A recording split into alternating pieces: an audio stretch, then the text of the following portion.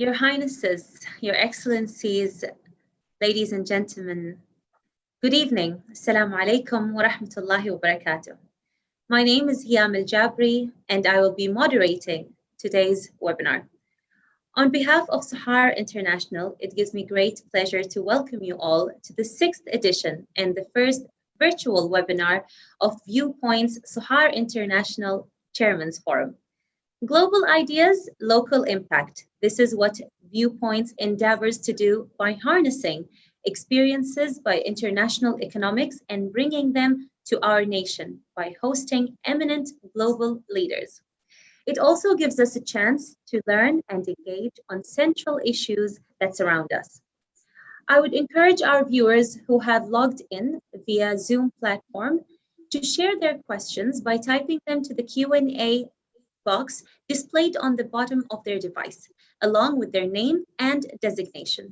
We will be taking audience questions towards the end of today's virtual session, inshallah. We would also like to inform our viewers that we are airing this webinar through our YouTube live YouTube channel via Sohar International's official YouTube channel, and welcome all of those who are tuning in from there. Ladies and gentlemen, without further ado, it gives me great pleasure to invite Mr. Mohammed Mahfoud Al-Adli, Chairman of Sohar International, to say a few words. Mr. Mohammed. شكرا جزيلا هيام. أصحاب السمو، أصحاب المعالي والسعادة، ضيوفنا الكرام، أسعد الله مساكم جميعا وأهلا وسهلا بكم في هذه الحلقة الافتراضية من برنامج آراء لصحار الدولي. Good evening, ladies and gentlemen, and welcome to this virtual session of Viewpoints, Sohar International Speaker Series. To echo what Hiyam has said, this platform, as you all know, was created as a bridge between our aspiring youth and the global thought leaders from all over the world. Tonight, I am honored to have Lord Jerry Grimstone to talk to us about the post-COVID-19 world. I know you've all read his bio. All I want to say about Lord Grimstone is he's a man who's done it all.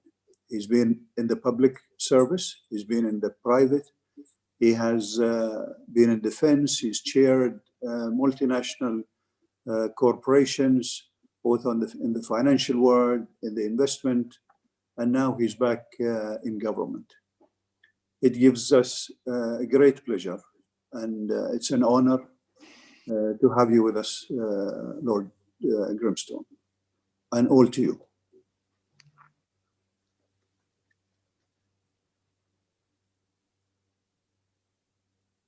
Well, your Highnesses, Your Excellencies, distinguished guests, ladies and gentlemen, good evening to you all, and many thanks for our kind hosts, Sohar International, for inviting me to speak in this forum. It's a great privilege to be asked once again to address such a group of distinguished figures from the world of business, finance, and statesmanship. Ever since British clippers carrying tea from India began docking at Muscat en route to Europe in the 18th century, Oman and the UK have shared a unique economic and security symbiosis that goes from strength to strength. Indeed, this year is the 220th anniversary of the Untitled Treaty, which very poetically said that the UK and Oman will be friends until the sun and moon cease their revolving careers. So we still have a long time to go. And I'm proud to be here, and in my small way, to be symbolizing the closeness of our two nations. I spoke to you previously as a banker, but the wheel of fate turned, and as you have heard, I am now back in a different guise as the United Kingdom's Minister for Investment. Now, I'm sure it was you who brought me that good fortune, because the UK remains your largest global investor, accounting for nearly half of your foreign direct investment, a position that I'm eager to sustain. Our deep economic ties are underpinned, of course, by the warm friendship that exists between our nations, including the bond between our royal family and that of your recently crowned Sultan, Her Majesty Haitham bin Tariq. Now, previously when I spoke to you, my previous lecture discussed a number of themes. Populism will continue to rise, driven by rage, fear, and a dislike of elitism. Democracy will be under threat from uncontrolled social media and fake news. The move away from multilateralism will give rise to more competition between nation states, with a rise in global tensions and uncertainties as a result. And the US and China will more visibly jostle to be the world's top dog. And Brexit will be uncertain for a number of years. Now, I was right on the first four of these, but not now, I believe, on the last. The surprisingly clear general election result in the UK last December has finally brought to an end the Greek tragedy that Brexit had become. Britain has left the European Union, and the significance of this is truly historic.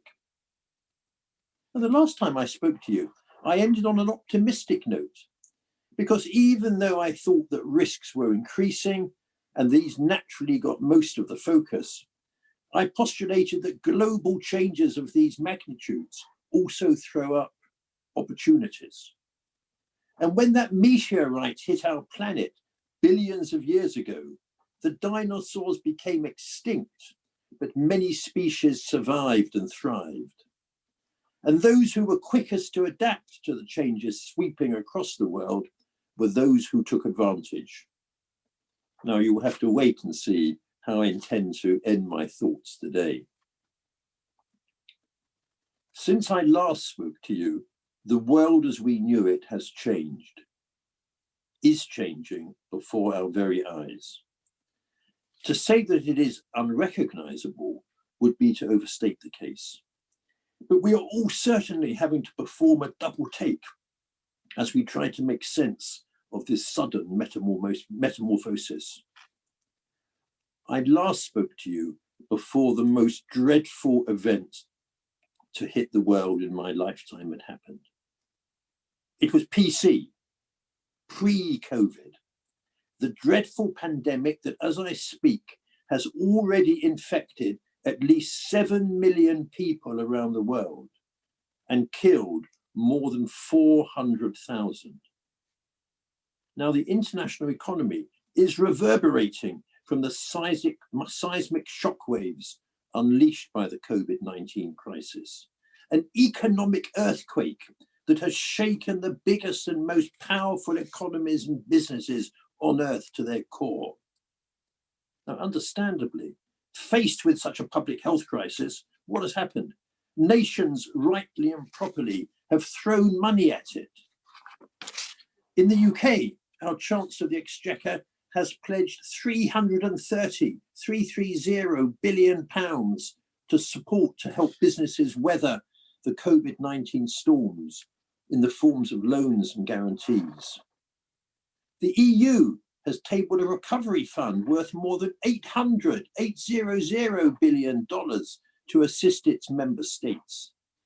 And meanwhile, across the Atlantic, President Trump has signed off the largest federal stimulus package in US history into law, worth a massive $2.3 trillion to boost the world's largest economy.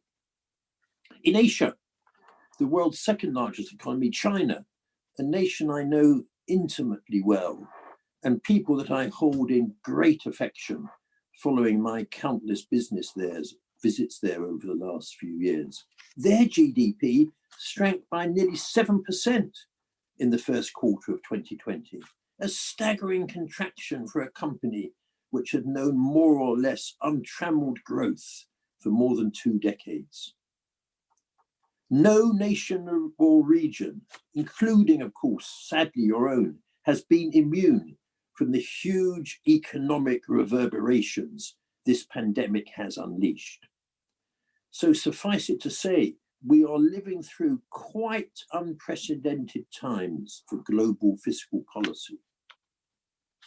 Debt has become a virtually free public good.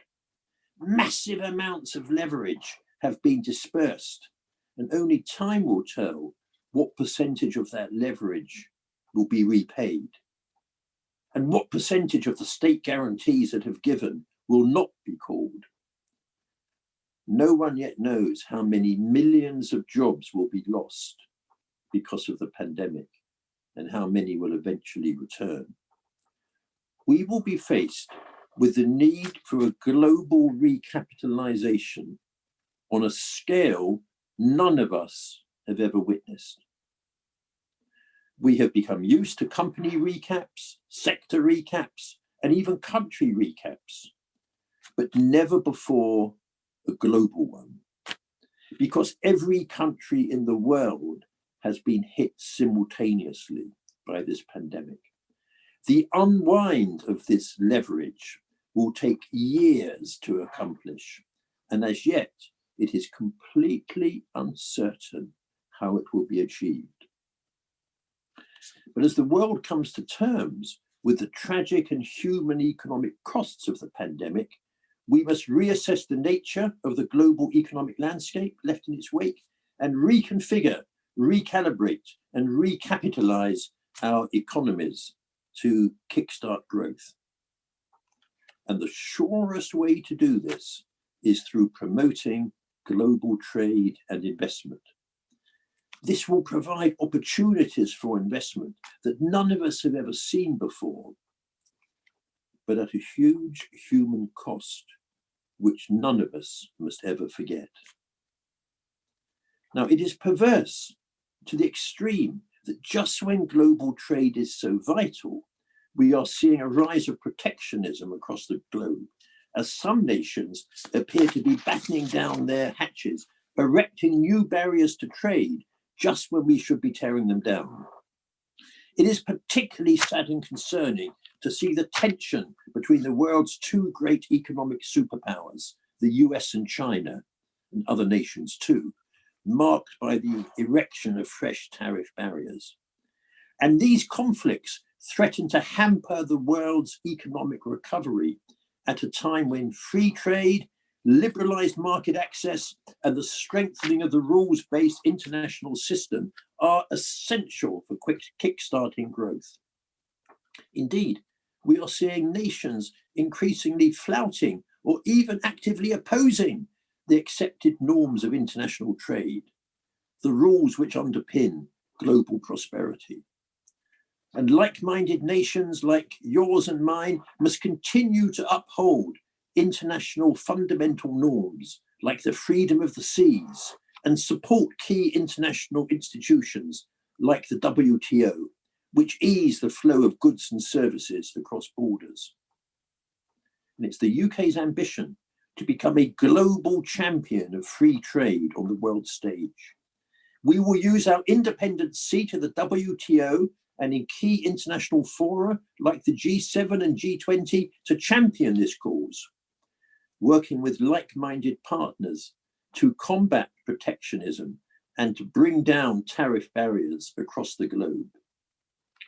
We intend to sit at the network of free trade agreements spanning the world, because it is free trade that will get the engine of the world economy backfiring on all cylinders once again, getting flows of capital moving across borders and driving growth. Now, an immediate effect of the pandemic has been to see a very sharp fall in global investment flows. Unprecedented levels of market uncertainty have disrupted, delayed, and in some instances dissolved investment plans to the tune of many, many billions of dollars worldwide. With global foreign direct investment flows potentially falling by up to 40% during 2020 to 2021, according to the most recent UNCTAD Global Investment Trends Monitor. This has a particular impact on my country, the UK, because foreign investment has always been such an important ingredient of our economic growth. So we're responding here by developing a new investment strategy that I expect will become a model that others will follow. And this strategy has 4 pillars: maintaining a real-time appreciation of the macroeconomic picture and sources of investable capital around the world, enabling us to respond quickly to global changes in demand. Understanding the UK's most investable sectors and aligning our priorities with them. And running an investor lens, as I call it, through the government's investment work, so that we have the best possible understanding of what investors want and need. And removing unnecessary investment constraints, the frictions that we all have in our systems, and thereby easing the process by which foreign capital can find a sustainable long-term home in the UK market to the benefits of all involved. And I commend this approach to Oman. But of course, any investment strategy has to take account of emerging trends. So what trends do I see which might shape the world of investment going forward? Global supply chains will be greatly shortened. Countries will seek much greater domestic resilience in products regarded as crucial to a nation's health, welfare, and security. The way we work will change beyond recognition. Physical global interactions will be greatly reduced, and we will treat our planet much more carefully than we used to. Clean growth will become a way of life. Underpinning all these trends is technology, a sector in which I'm pleased to say the UK is an undoubted world leader. Some of these trends were already manifest before the pandemic struck, but will, I believe now, be greatly accelerated. Now, my grandmother taught me that 1 year in a dog's life was equivalent to 7 years in a human's life. A dog's world sped by 7 times more quickly than ours. And I believe that the post-pandemic world will experience a similar acceleration. Now, let me discuss quickly each of these trends in turn. Global supply chains. Before the pandemic struck, globalization had reached heights never before seen. Goods and services were moved seamlessly around the world. Just in time was the manufacturing mantra, and led to a world driven by logistics of almost unimaginable complexity. Now, not many in the C-suite knew the whys and wherefores of it. They just knew that when you needed something, it was there. Companies knew their level 1 suppliers, but rarely delved into the subterranean levels below, and were not aware of the risks inherent in what one CEO recently described to me as a bowl of spaghetti. The pandemic brought the risks to the top of the surface. Goods you had relied on suddenly no longer arrived. The supply chains had snapped. Every CEO I now talk to tells me they are examining, unraveling, and shortening their supply chains. The global manufacturing map will be redrawn.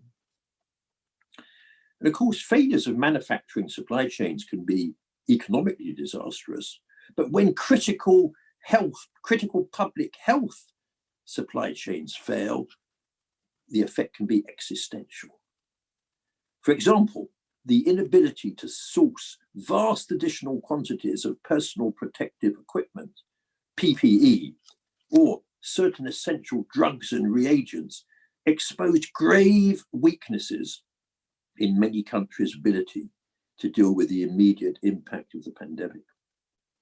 What nation will want to be caught short again in this way? National resilience in certain key products will become a must-have going forward. Just in time is being replaced by just in case. Let's talk about the office. The pandemic has also changed how we live our lives in profound ways, with hundreds of millions of people worldwide working from home, accelerating the shift away from high street spending to online shopping and demand for digital tech services. The office will no longer be somewhere that you go to 5 days a week. People have taken to from home in an unimaginable way. Look at this evening. Zoom, video calls, and distributed working have become a way of life. I was talking to a bank CEO last week who moved all of their hundreds of call center workers to home working shortly after the pandemic struck. And he told me their productivity has increased by 40%. Why bother to rent excessive office space, especially in expensive town centres? What we used to see as the global village has turned virtual. I used to think it normal to spend a couple of nights a week on a plane. And I guess a number of people listening to me now did likewise. I now have more global virtual meetings in a day than I used to have in a week. Of course, global human contact won't cease, but why spend hours traveling, much of it unproductive, and expose yourself to potentially a heightened health risk when I can see you and your emotions as clearly on a screen from the other side of the world as I can face to face? And also, the pandemic has meant that governments have learned how to do and organize things on a scale unimaginable in peacetime. Vast resources were mobilized in an exceptionally short time. And the public will expect governments to respond on an even greater scale when future crises unfold. And I'm sure the climate crisis will fall into that category in the public mind.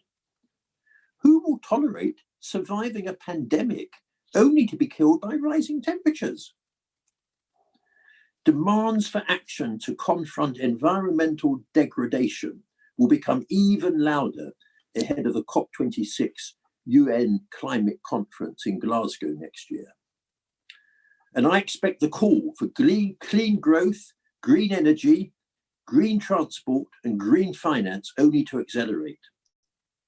Build back better is a very seductive slogan. But before I conclude, I thought I might say just a few words about your great nation, Oman, a nation which I very much admire. You have had to cope with not one black swan, but two: the pandemic and the oil price slump, and at the same time manage a transition of your revered royal family. The resilience of your societal structures has meant that you have handled this in a smooth way that fills us with great admiration. You have paid careful attention to your budget. You have consolidated your national investment under a single focus. And in a very Omani way, you are moving forward. And I'm especially excited about Oman's Tanfi program, which I think is suitably ambitious and will go a long way towards reducing your economy's reliance on hydrocarbons. Now, in the United Kingdom, we have had our fair share of great crises, and we are certainly faced with one now. But it was our great statesman, Sir Winston Churchill, who said in the mid-1940s, as we were approaching the end of World War II, never let a good crisis go to waste. And I echo those words today. It is the time for nations like ours to open our minds, to develop a new strategic narrative, to plan for the next generation, to let the world know the Omani story. 40 years ago, I was at the heart of Margaret Thatcher's programme to modernise the United Kingdom through privatisation. Not for financial reasons, but as a way of driving economic change through our whole economy and empowering our people through direct and indirect ownership structures to share directly in the prosperity unleashed by removing the state from commercial activities. We have much experience, some good, some bad, to share with you in this matter. And in these extraordinary times, friends must stand together. Now, as I did when I spoke to you a couple of years ago, I want to end on an optimistic note. While it's true that we are facing threats on a number of fronts, many of which are outside our control, it is also true that they bring with them new opportunities for humanity, society, business, and global investors. And what I think we can be pretty certain of is that the changes we are already seeing worldwide will continue to advance at even greater velocity, changing the way we live and work on this planet, creating new opportunities, new industries, and new jobs.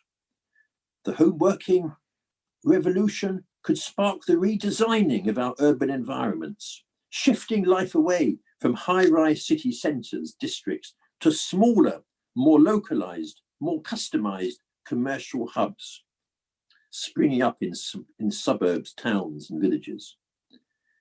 Clean growth and tech will continue to fuel the expansion of innovative young industries, from renewables to automation, to green transport, green tech and green finance, which will themselves create entirely new businesses and sectors. The push for greater economic resilience and shorter, more secure supply chains could ignite the growth of more localized, specialized business models, offering new opportunities for interconnectivity within national economies for smaller, nimble, dynamic local producers and suppliers.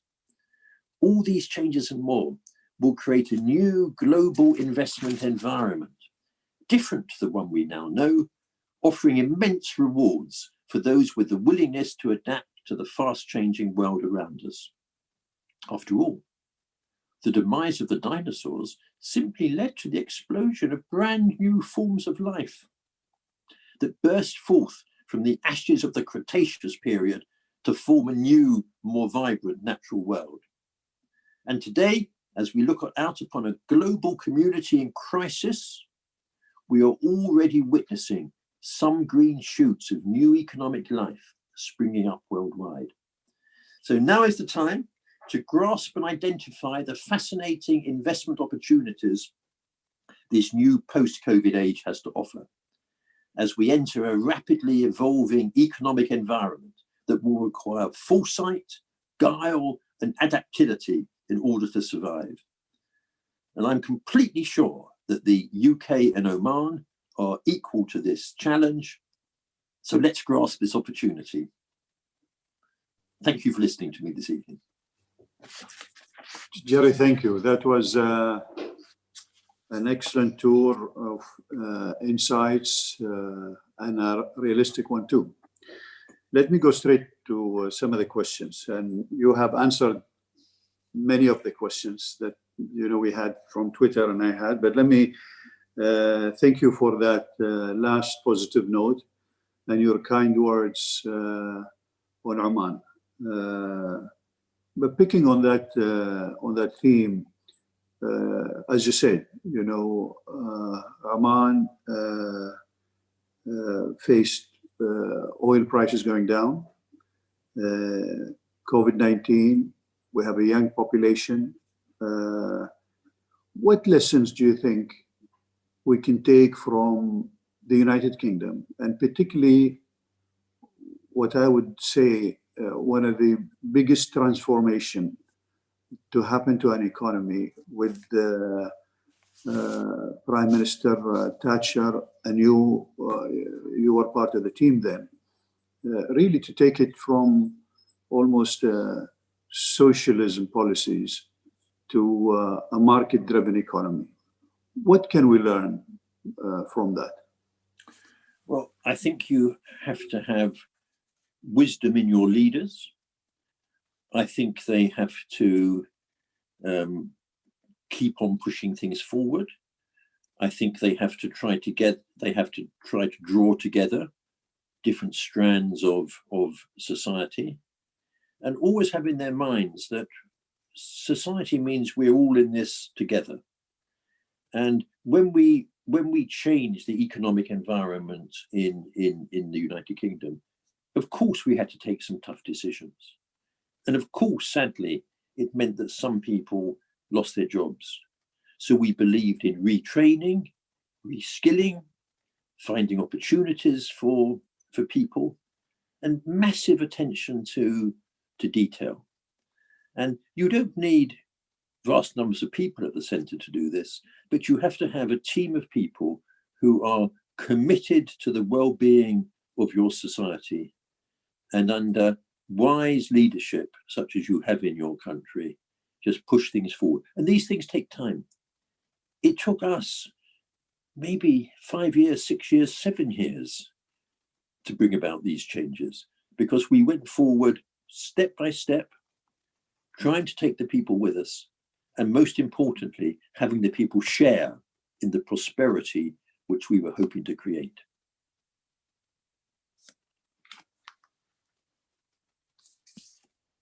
Thank you. That was good. So, Jerry, going back to the crisis, do you think we have seen the worst of this on the and its effects on the global economy? I fear it is hard to say. I think we're certainly in the middle of the worst. I don't think we are at the end of the worst. But of course, this is a very complex virus, and which has affected everywhere in the world. I think our hopes have to be with the scientists who are trying to produce a vaccine. Our hope has had to be with those who are, trying to impose public health standards on their nations.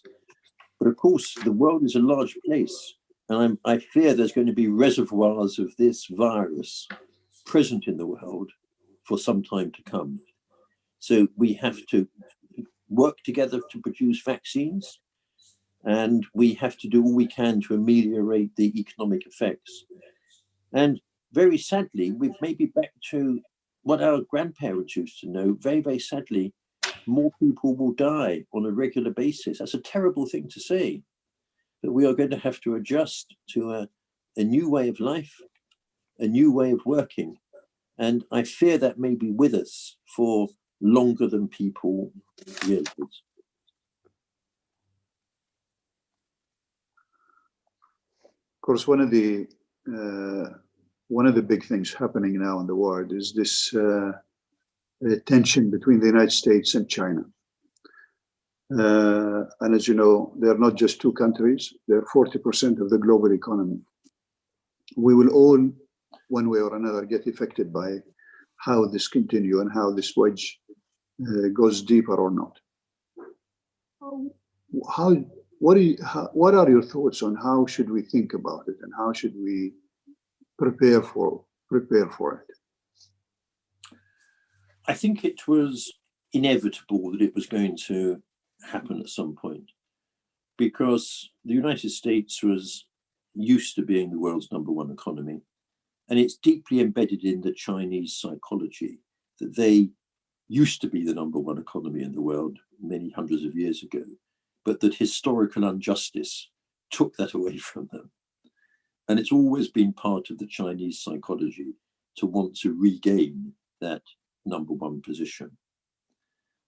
But of course, we have to absolutely hope that these two great nations learn to coexist peacefully.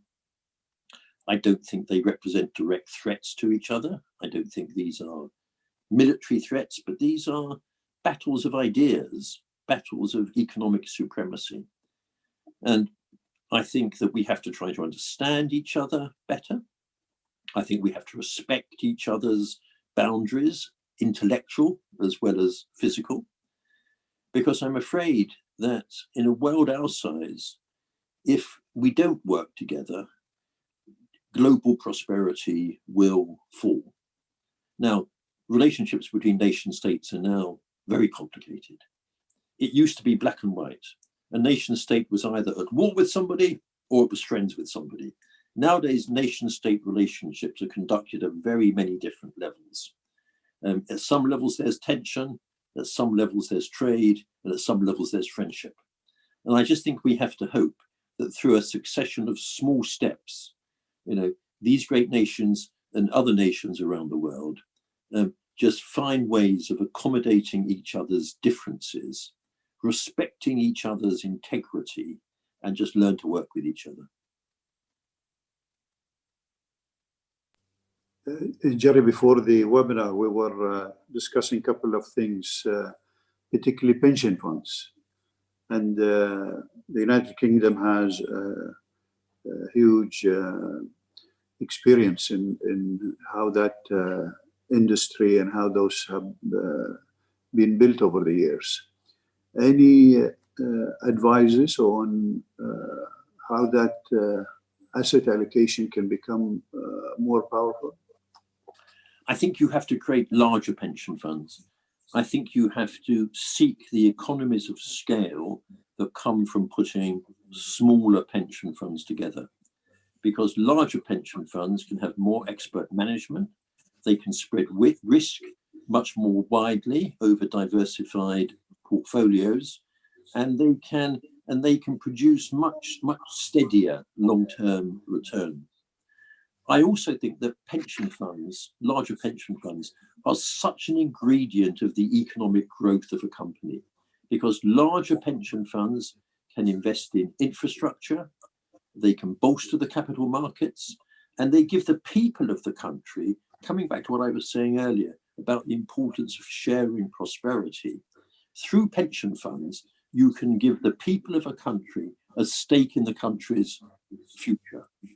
So I would encourage consolidation, I would encourage expert management, and I would encourage long-term sustainable investment, picking up the goals of clean growth, these other trends I was speaking about earlier, and use that to harness long-term prosperity as pensioners get older and want their pensions. Thank you. I think I will, Hiam, I will give it to you for the questions from the public. All right. Thank you, Lord Jerry Grimston and Mr. Mohammed Mahfoud Al-Ardli for an insightful and very interesting session. So we have received a number of questions from our audience in the interest of time, our team has selected a cross-section of questions that broadly cover most of the concern areas. So the first question is from His Excellency Mr. Tahir Al-Amri, President of Central Bank of Oman. And his question is, what do you think are the top 2 ideas for working together, Oman and UK? I think that, first of all, drawing on our experience as you seek gradually to move forward your economy, there's much to admire about Oman and about Oman society. But I think that in a modern, globally competitive world, you have to become, where you can be, more globally competitive. You have to continue this process of diversifying away from hydrocarbons. They will always be important to Oman, but you have the scope for many other industries you can grow in Oman. You have a very educated young population, and I think you have to harness that energy to take you into new areas of technology, of clean growth, and to find things where Oman can develop really competitive niches in which to operate. Your geographical location is one of the best in the world. You're one of the few nations in the world who look east and west. simultaneously. And I think you have to grow on that. I think that you have to do this in the concept of an economic plan that doesn't just stretch out 1, 2, or 3 years, that stretches out 10 years. Because I think some of the things that you will want to do will take time to implement. And some of these things can't be rushed. You have to build national consensuses. But my advice is that you, just like we did, have to learn to work forward. I think we share very common ideas on defense and security. I think the defense and security relationship between Oman and Great Britain is a source of great strength to both of us. And I think in a world and in a region which is often troubled, I think Oman should become a source of great wisdom, a source of stability, and to use that position to influence all its neighbours. I won't call out any particular neighbours, influence all its neighbours, working through people like ourselves. And we find Oman a very, very reliable counterpart when it comes to discussing things. We gain much wisdom from Oman and its knowledge of the region, and I think you gain wisdom from us. So long might that continue. Yes. Mr. Muhammad, do you have any thing to say about this question? No, Hiyam, go ahead. I mean, it was very clear. Thank you, Mr. Lord Jerry. And the second question is from Mr. Naseem Javid, Chairman of Expathon Worldwide Canada. And the question is to Lord Jerry: why do we still have no G50 or G100 meetings to deal with this global crisis? With 200 nations in soup, i.e. in trouble, why leaderships are afraid to share detailed global dialogues but prefer solo performances? I mean, it's an excellent question. And if the world was perfect, no doubt that would be happening and should happening. And indeed, one of the features of the global financial crisis back in 2000, excuse me, 8 and 9, was that the G20 group of nations, as it happened under the leadership of the UK at that time, I mean, brought nations together to do it. There are, as we perhaps touched on earlier, a lot of tensions in the world at the moment. It's even hard to get the G7 nations together and to sit and discuss these matters calmly and securely. So it's a wonderful idea. And if the world was perfect, we would all be sitting down together to do this. In a wonderful world, the lions would be lying down with the sheep and the goats, and everybody would be happy. So let's hope we eventually get there.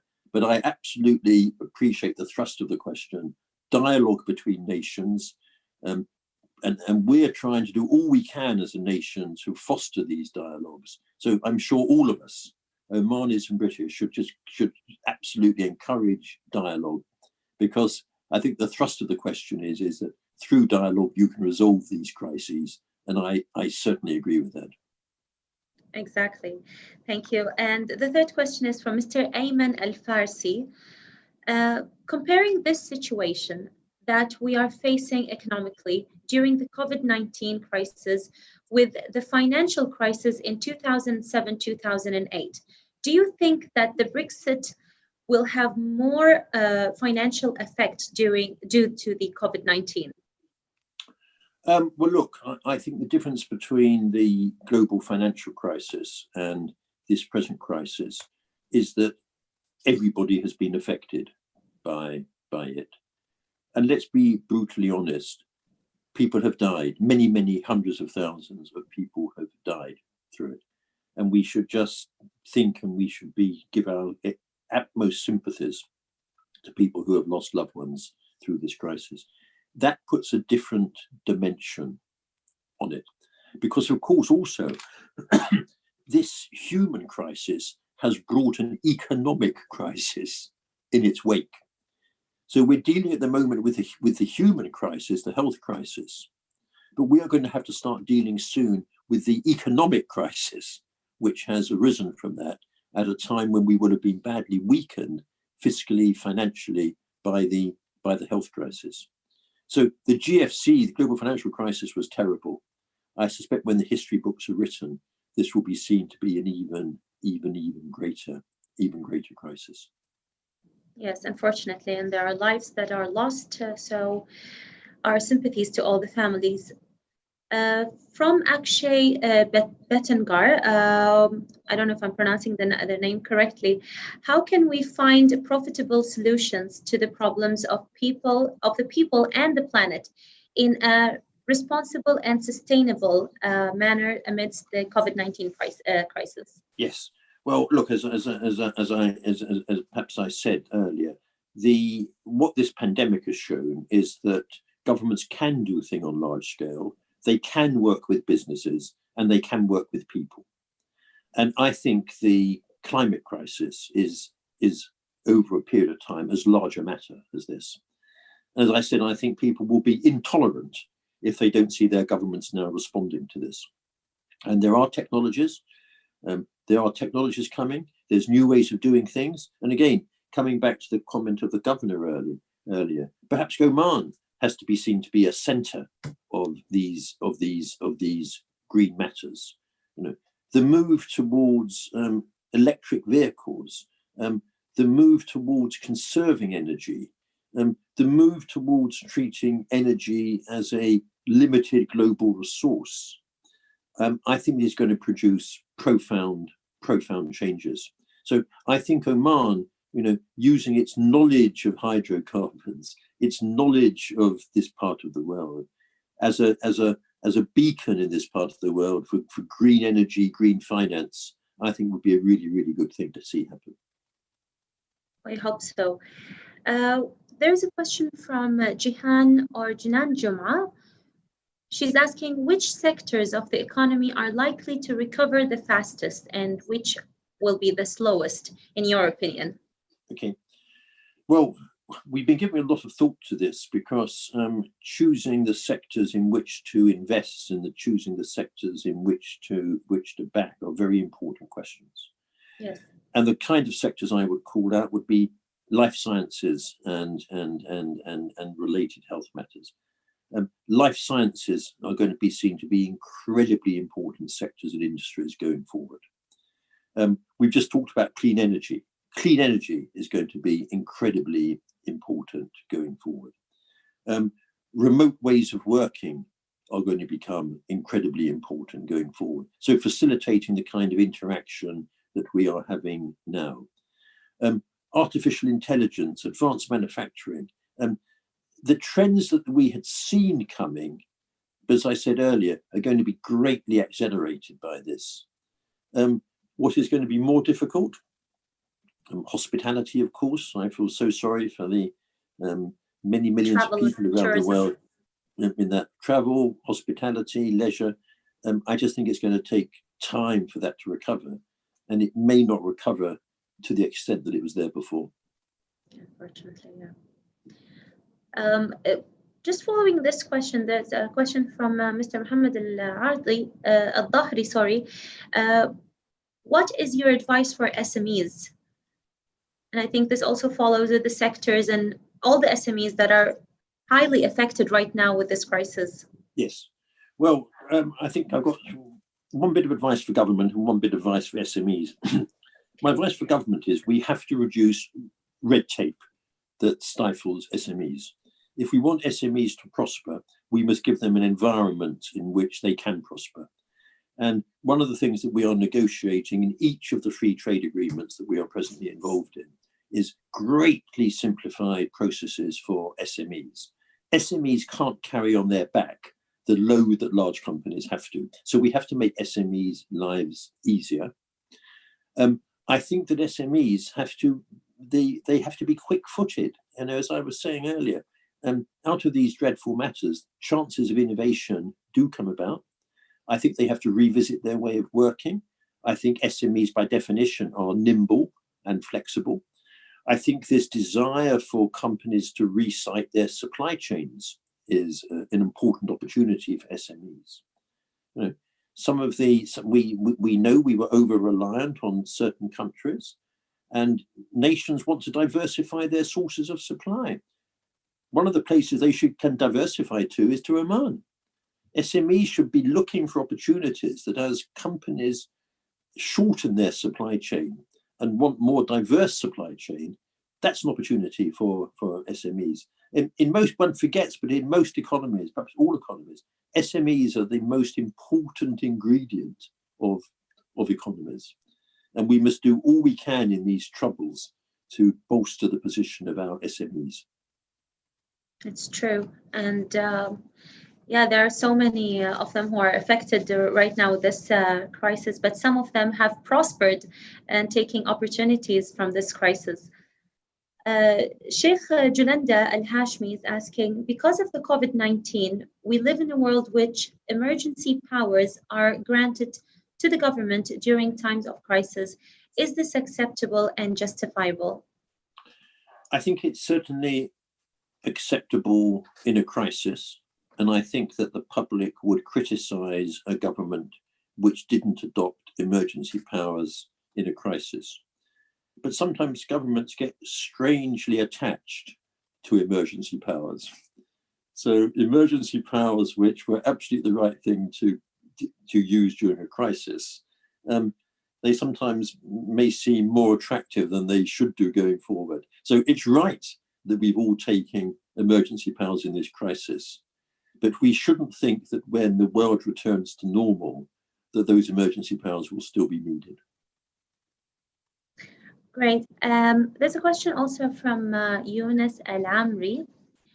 In what situation can trade wars lead some of the smaller national economies to an economic crisis? Oh, they absolutely can, because it's the small countries who often suffer from this. And that's why there's a huge responsibility on big countries to stop these trade wars happening. And we all have to support an organization like the World Trade Organization, because trade does need someone to police it.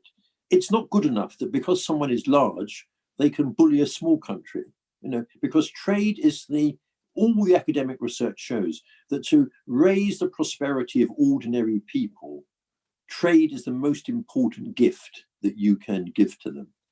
And if large countries take that gift away from smaller countries, they are directly damaging the small people in those countries. So trade and investment, I think, are much, much more important than people realize, and should be treasured as ways in which this world will get back to normal. Indeed. A question from El Samuel Idris. What advice would you like to give to the Oman Investment Authority to attract investment? Think about Oman's competitive advantages in the same way that in my investment strategy for the United Kingdom, I'm looking at each of our sectors and I'm saying, if I was an investor, what would I want to invest in? And that's perhaps the other important lesson. To make an investment successful, somebody has to have the opportunity, but somebody else has to want to invest in it. So understanding what investors think and want is incredibly powerful for governments to do that. And what we're doing in the UK to develop our investment strategy is that my colleagues are speaking every day to investors around the world and asking them that question. What would you like to see to invest more in the United Kingdom? What sectors do you want to invest in? What can the government do to make the process of investment in the United Kingdom easier? And I would absolutely, and of course, would be delighted to discuss this in more detail with my friends in Oman. But it is simple steps like that which I think are needed. There is a question that says, what determines the speed of recovery for post the COVID-19 crisis of any country? First of all, our ability to control the virus, and our ability to suffocate this virus and to keep it suffocated. And I think the next thing is that countries had to take radical steps as they deal with the crisis. They will have to take radical steps to get out of this crisis as well. And we just can't think that the world is going to go back to what it was like before. That is not going to happen. So to get out of this virus quickly, we have to be alert to public health. We have to be completely on top of that. We have to develop a vaccine, and we have to build a better world. And I think my slogan, "Build Back Better," is the way that we will come through this and rejuvenate ourselves and reinvigorate ourselves going forward. Yes, and we look forward, of course, to recovering, all of us, from this pandemic. We have the last question right now because we are in the last 5 minutes of our session. And unfortunately, due to the high number of viewers, well, this is a good thing. We have more than 2,000 viewers. We do have a lot of questions that we could not take. So hopefully some of the questions that we already took did answer some of your concerns. Do you, the world economy, does the world economy supply chain will change after COVID-19? Well, I guess this question, did you understand the question, Mr. Lord Jerry? Yes, it will change beyond recognition because people have learned things they didn't know happen. They have been horrified by what they have discovered. So one thing I'm completely certain of is that global supply chains will look very, very different 3 years from now to how they look now. Exactly. Thank you so much. Well, thank you so much, Lord Jerry Grimston and Mr. Mohammed Mahfoud Al-Ardi. I would like to request Mr. Al-Ardi to kindly share his final thoughts on today's virtual session. Thank you, yeah. Jerry. No, I just at the end of this impressive session, I just want to say I can't agree more with your conclusions. We have no choice but to be a better version of ourselves, to be prepared for a very different reality, building more resilient economies, focus on readiness, nimbleness, preparedness. Agility matters more than ever. And as you said, just in time is being replaced by just in case. We handled this well so far, and I have no doubt that it will make us stronger rather than kill us. So thank you very much, Jerry, for sharing your wisdom and your friendship. And ladies and gentlemen, join me in thanking our guest with a virtual round of applause. Thank you all for attending, and good night. Thank you. You are right. Thank you, Mr. Mohammed Mahfoud Al-Ardi. And this brings us to the end of today's Viewpoints virtual session. Our great gratitude to Lord Jerry Grimston for sharing his knowledgeable views with our esteemed audience. On behalf of Sohar International, I would like to thank all of our viewers for joining us this evening. Today's session will be available via Sohar International's official YouTube channel. So for the benefit of our viewers, so don't forget to share it as well. Stay safe, and thank you all once again.